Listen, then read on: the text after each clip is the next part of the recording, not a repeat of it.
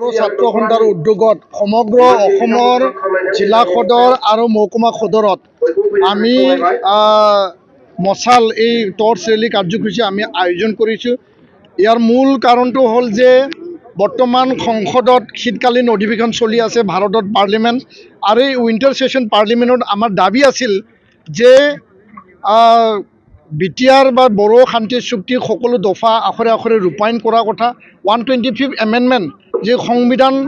সংশোধনী বিধেয়ক, আৰু যাৰ দ্বাৰা BTC বা বৰ্তমান বিটিআৰখন অধিক ক্ষমতা সম্পন্ন, মোৰ অটনমিৰ, মোৰ ফাইনেন্সিয়েল পাৱাৰৰ কথা বা অধিক ক্ষমতা সম্পন্ন কৰা, সীমা সম্প্ৰসাৰণ কৰা, আৰু কাৰ্বি আংলং বড়োসকলৰ ST শিল প্ৰদান কৰা, বড়ো কছাৰী ৱেলফেয়াৰ অট'নমাছ কাউন্সিলৰ পূৰ্ণাংগ মৰ্যাদা প্ৰদান কৰা, বিদ্যালয় প্ৰাদেশিকৰণ, NDFB সকলো কেছ উঠাই লোৱা, 1500 কোটি টকাৰ সকলো যিখিনি আন্তঃগাঁথনি, যিখিনি শিক্ষা অনুষ্ঠান প্ৰতিষ্ঠান তাত লিখা হৈছিল, সকলো এই অনুষ্ঠান প্ৰতিষ্ঠান 1500 কোটি টকাৰে নিৰ্মাণ কৰা, এই আটাইবিলাক দফাক লৈ পেলাই আমি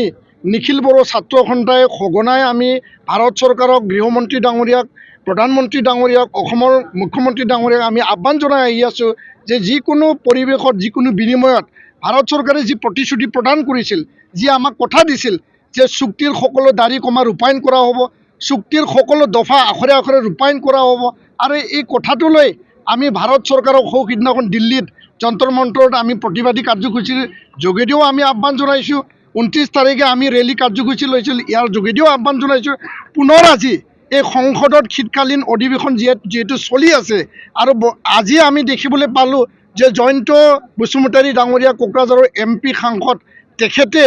এই বিধেয়কখন বা বিটিআৰ বড়ো চুক্তি সকলো দফা ৰূপায়ণ কৰিব লাগে বুলি তেওঁ